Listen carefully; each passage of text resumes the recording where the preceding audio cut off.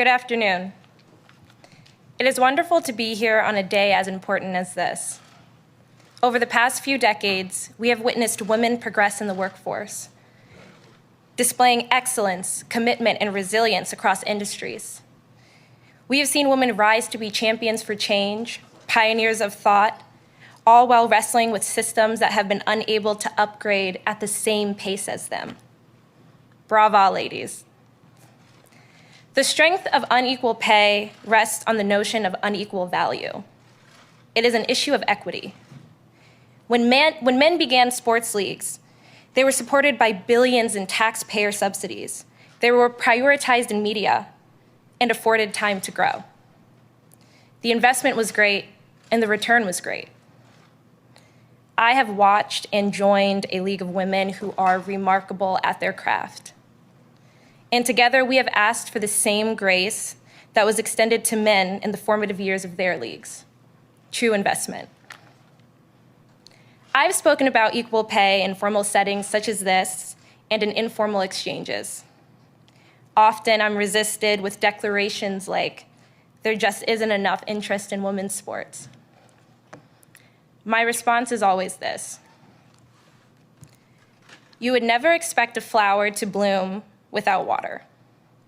But women in sport who have been denied water, sunlight, and soil are somehow expected to blossom. Invest in women, then let's talk again when you see the return. I want to thank the U.S. Women's National Team for being an emblem of hope, a voice of reason, and a force for change. Mr. President, Madam Vice President, and Dr. Jill Biden, thank you for your commitment and attention to advancing economic security for women. We look forward to working alongside you. Now it is my distinct pleasure to introduce the First Lady of the United States, Dr. Jill Biden.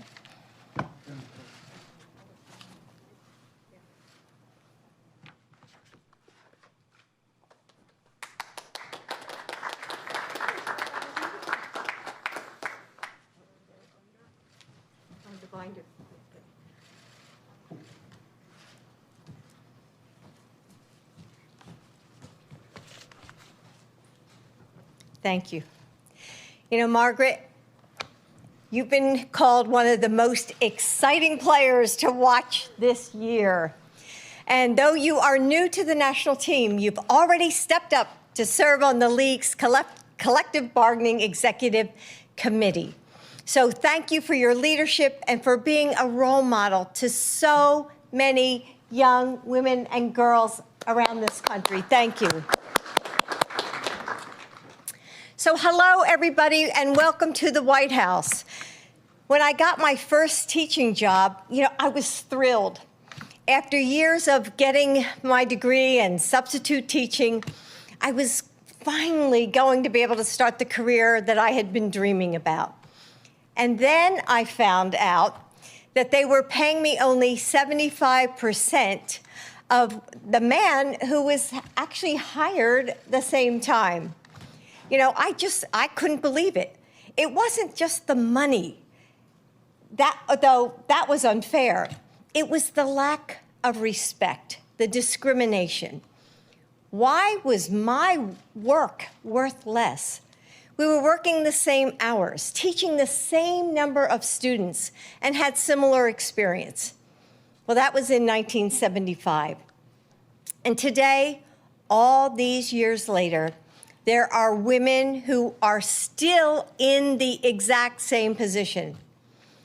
This is personal to me because it's personal to all women.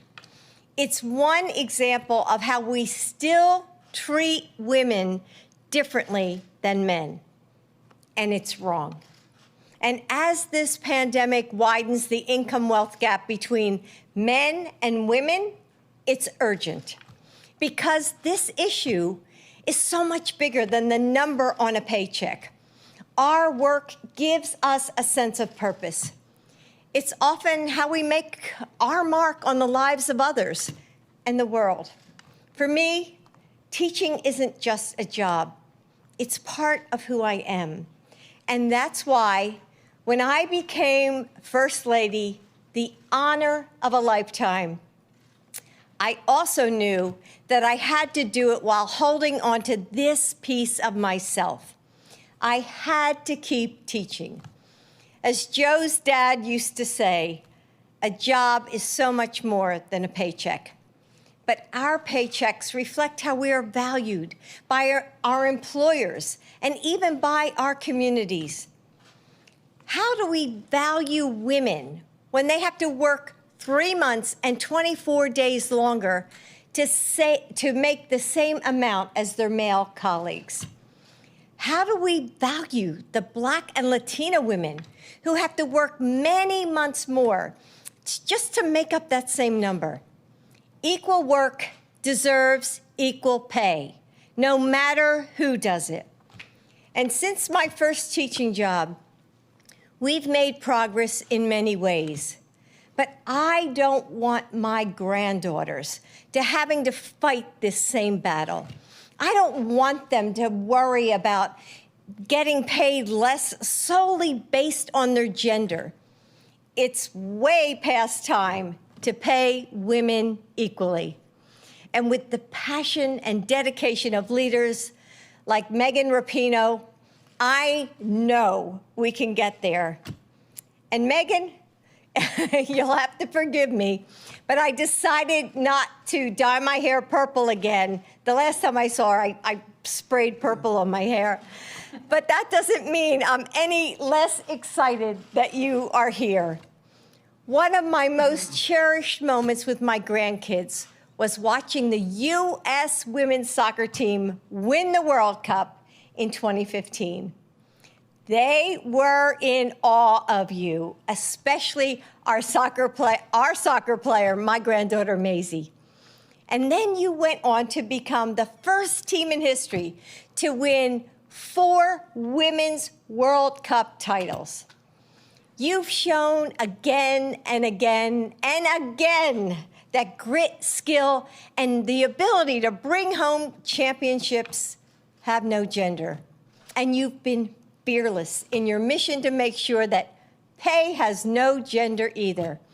In fact, you and your teammates put your careers on the line for this cause.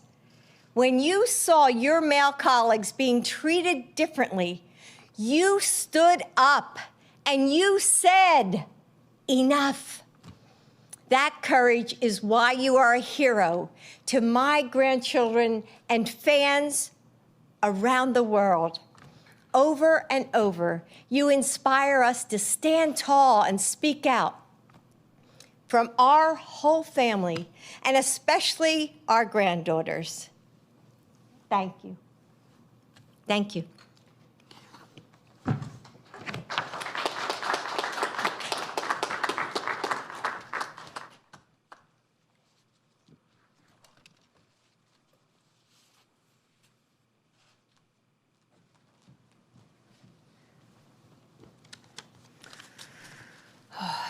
First time all day with no mask on.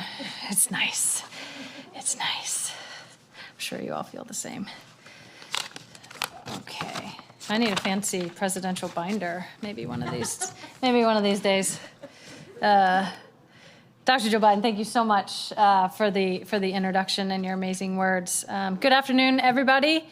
It's such an honor to be here today, so thank you to POTUS and FLOTUS for hosting Margaret and I. It really is a special day for both of us.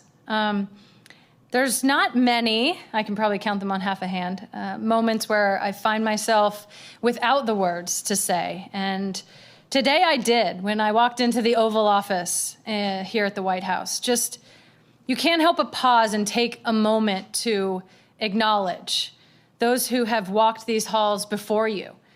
Thinking about the civil rights leaders and the champions of equality and the people who never made it into the room but fought so hard so that others like me would.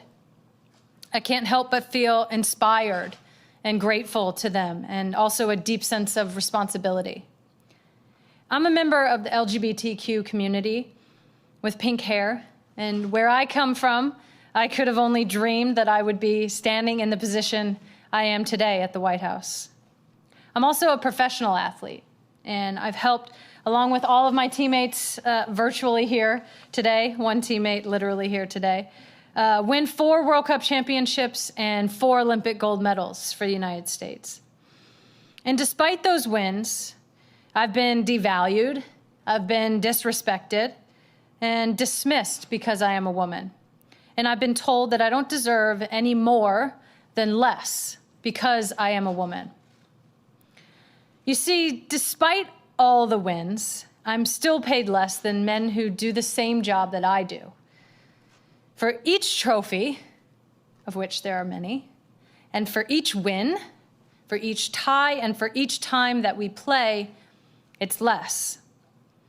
And I know there are millions of people who are marginalized by gender in the world and experience the same thing in their jobs. And I know that there are people who experience even more, where the layers of discrimination continue to stack against them. And I and my teammates are here for them. We on the U.S. Women's National Team today are here because of them. We also know what it means not only to have allies, but to be allies. We know what it means when people kneel to kneel with them. We know what it means when people stand and cheer, and we know what it's like to be in a full stadium. Thousands and thousands of people who chant together all at once at our moment of greatest triumph, equal pay, equal pay. Beyond the cheers and the gestures, there is so much real work to be done on policies that continue to support equal pay, but also continue to fight against these injustices and inequalities. And not just for ourselves, but for those who are coming after us, who are watching us, potentially watching today, thinking to themselves, what may be possible for their future? And that is why it is an incredible honor and privilege for me to introduce one of our greatest allies, our president, the President of the United States of America, Joe Biden. They got to do the cleaning and everything, but it's less dramatic because of COVID, but it's okay. Thank you.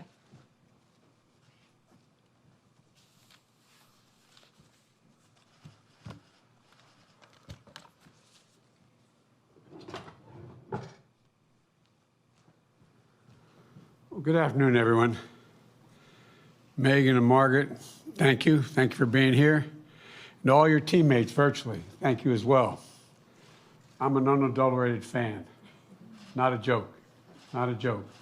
And both of you and your entire team, I'm not joking, have inspired our daughters and our granddaughters, who I might add are all really good athletes.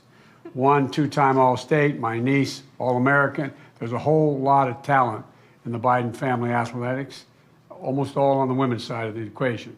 But I really thank you for what you've done. You know, you're all heroes for so many people, and that's not hyperbole to suggest that, on and off the field. You know, and it matters that you lent your voice to the issues and the issue of fair pay and decency for so many years. Megan, it's hard to believe. It was almost a year ago that we met virtually during the campaign. I said it last April when we spoke, and I'll say it again. The fact that Jill and I get to talk with you and your teammates makes us heroes with our granddaughters. Not a joke. I went so far as I took what I might say a privilege of getting our granddaughter, Maisie, who's a rising junior at the University of Pennsylvania, up taking a course right now. I got her on the phone, so all she wanted to do was meet both of these women and meet them virtually. And she's a soccer player. And as Jill mentioned, seeing you win the World Cup back in 2015, that was an incredible moment for our family and our country. And I didn't bore you with all the pictures we still have, walking on the field. No, I'm serious. And off the field. You all made me a hero with my granddaughters. And the reason we're here today is because it's Equal Pay Day, which has been around for 25 years. It was declared 25 years ago.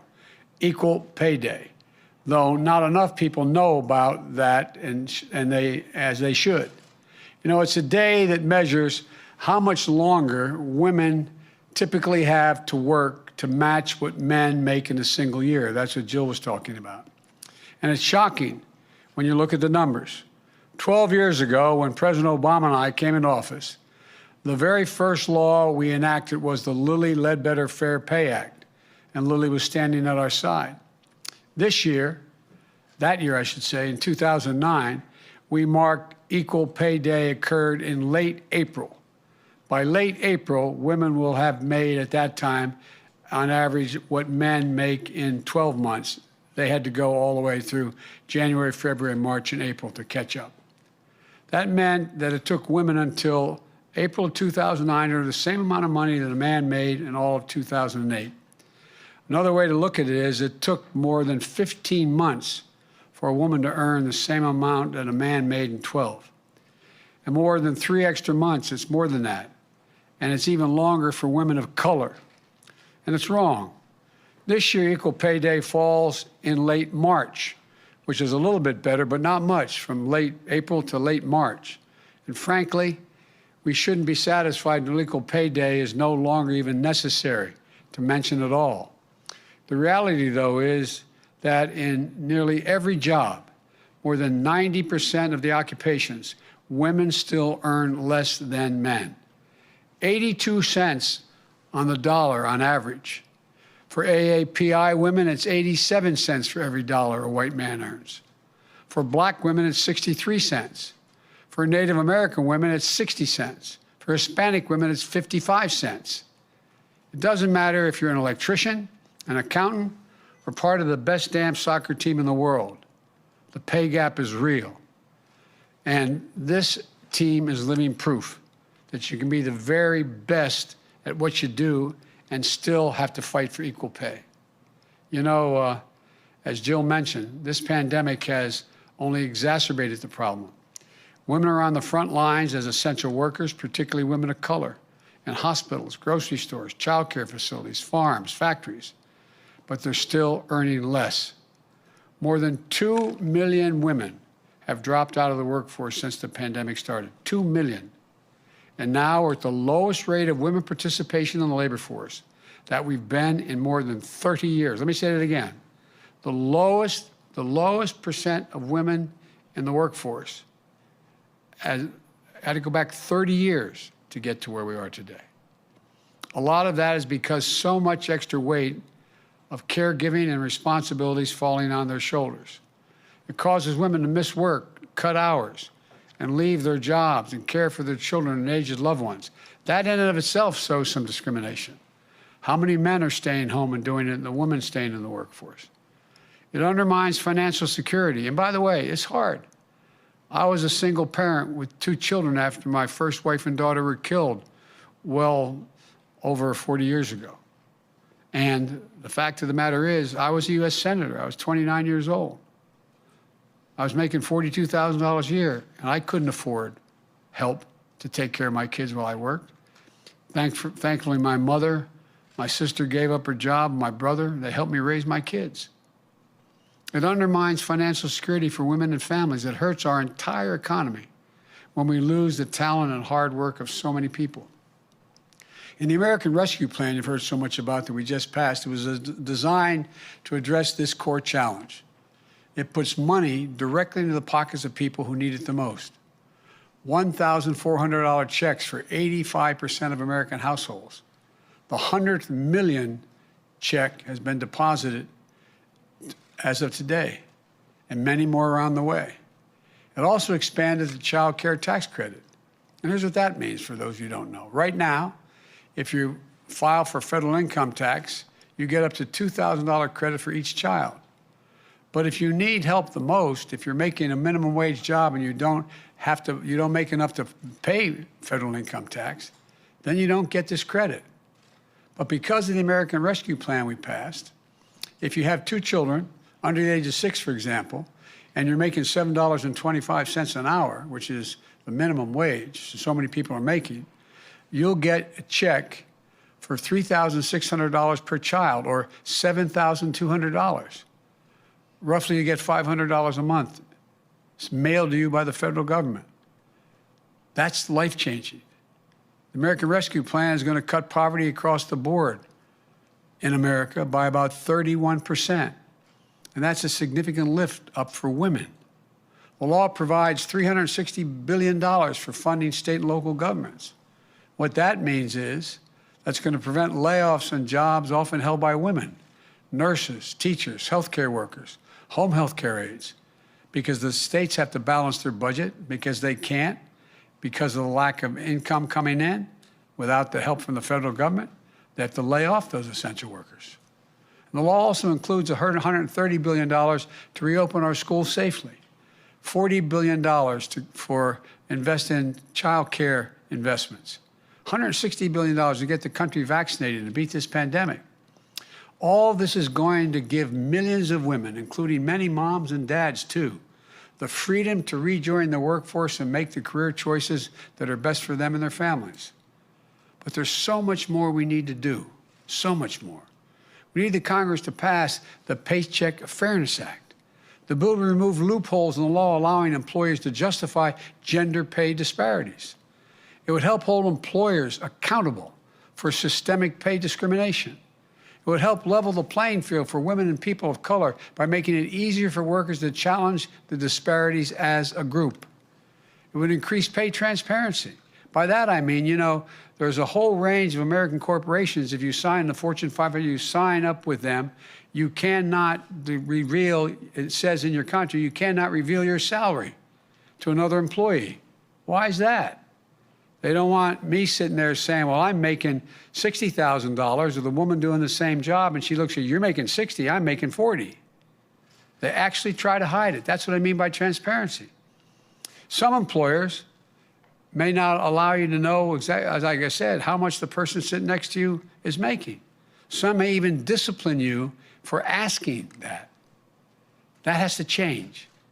Too often, secrecy is part of the problem. We know information is power. You can't solve the problem if you don't know you're not getting paid fairly. My administration is going to fight for equal pay as it become a reality for all women. It's about justice. It's about fairness. It's about living up to our values and who we are as a nation. Equal pay makes all of us stronger. It's not just women who care about this. I've been around the country. I've gone right into union halls and asked the men in the room, how would you feel if your wife or your sister didn't earn the same amount of money as the man doing the same job next to you? And you hear them respond, they don't like it. Why? When your spouse or your sister is making the same amount of money the man she's standing next to making, it means that when the hot water heater breaks, she can replace it. It means you get 4 new tires on the car. It means everybody's life is made better in that family. Let me close with this, that to come out of this crisis and build back better, we need to erase the gender pay gap by ensuring that women have access to good paying jobs, by raising wages for working folks and fighting for their right to organize and collectively bargain. Because we know unions lift women's wages even more than they lift men's. And by investing our care infrastructure, in paid leave, child care, home care, so that people can care for their families and also go to work. There's a lot to do, but together we can ensure that our daughters have all the same rights and opportunities as our sons. And if we're able to do this, it will be transformational for our nation. That's the goal. That's what this is all about. That's what this team, all of you are all about. Let me make one more point. I've told my daughters, granddaughters from the time they were old enough to understand what I was saying, and I mean it. There's not a single thing a man can do that a woman can't do as well or better. Not a single thing. I was among the first senators ever to appoint a woman to the Naval Academy. I was just able to, as President of the United States, appoint 2 women as 4-star generals who now are combatant commanders. 3 out of the 6 are combatant commanders, and they're women. Women. There's so many, some in the Congress, who are jet fighter pilots. flying at twice the speed of sound. So many doing so much. But this soccer team, America's team, has done more to lift up people's sense of who they can be, particularly young girls and women, about anything that's been done. So as President of the United States, I thank you. I thank you for the example you've set and for your willingness to say, look, we're not going to take it anymore. We're not going to take it. Figuratively speaking, you can take my trophies, but you can't take my pride. As I said, my dad used to say, Joey had jobs when he lost his job and had to get another one. We had to move. He'd say, you know, Joey, a job's about a lot more than the paycheck. It's about your dignity. It's about respect. It's about your sense of yourself and your self-worth. It's about your place in the community. That's what this is all about. And that's why you guys are leading the way. And now it's my great pleasure and honor, I'd like you to stand next to me if you would, while I sign a proclamation making Equal Pay Day, naming it and expressing our commitment to seek equal pay as we build back better and restore this economic growth. Thank you, folks. I'm going to sign it now. Come on up here.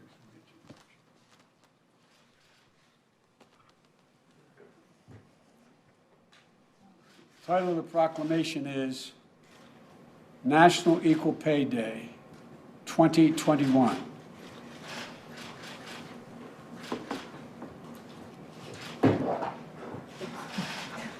You can move up. Check it. Making sure it says what it says. That's what it says.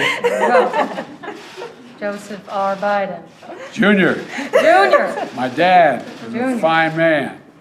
It says equal pay is a reminder of the work that still remains to advance equality and ensure that all Americans have the opportunity to reach their full potential, like you guys. Thank you. Thanks, everybody.